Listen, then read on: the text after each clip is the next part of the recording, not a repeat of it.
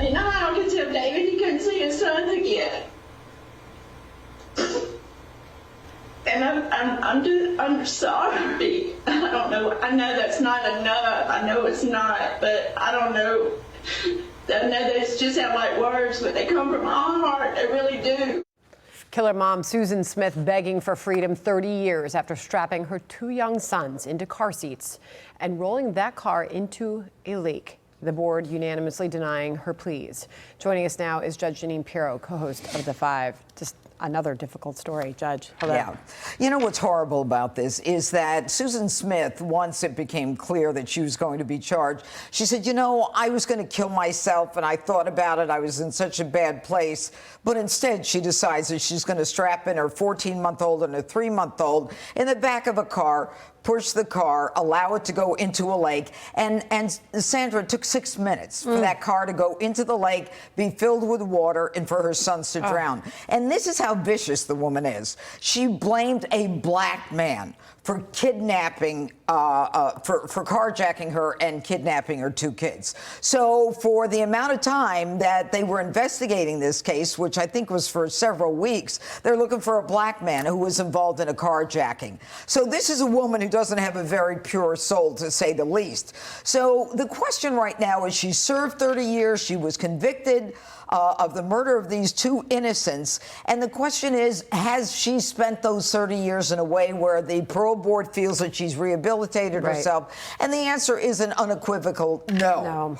And that's because she had 10 disciplinary sanctions. She was sleeping with the guards, 2 of whom lost their jobs because of her. She was doing drugs. She lost her canteen privileges, her phone privileges, her tablet privileges. She did drugs. I mean, she's a mess. Remember that moment she smirked in the courtroom 30 years ago? Yep. This is her lawyer making the case that this is about mental health. Listen. It is a mental health story. It's about the dangers of untreated mental health.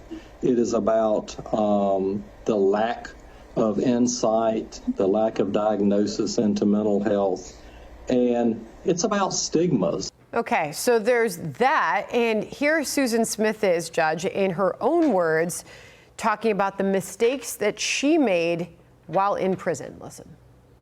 I grew up and I knew that I needed to stop making dumb decisions, and I did.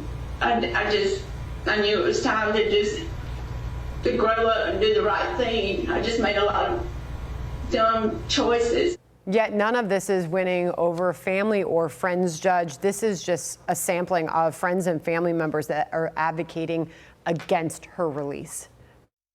What I had stolen from me was 2 older brothers. Susan has always focused on what's best for Susan, and so the evidence that you have before you, I think, tells clearly that she has not focused on Michael and Alex. I never have felt any remorse from her for it. She's never expressed any to me. She came pretty close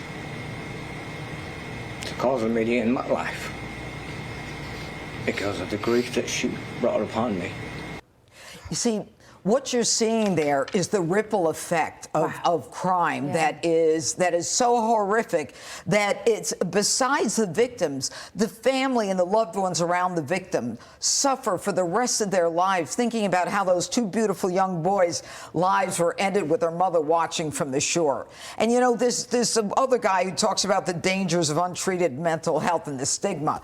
I'm not worried about her stigma. I'm worried about what's going on with people who are victims, not her in particular. And her husband, she contacted him to see if he would testify and not object. And of course, he said, the woman's delusional. My life was ruined because of what she did.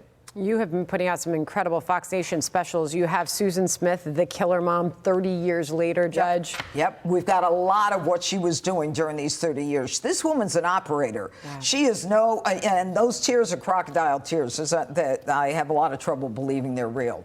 She has not exhibited any remorse in any way. Judge, thank you very much, and thanks for all of your work from the courthouse this week. Thank you.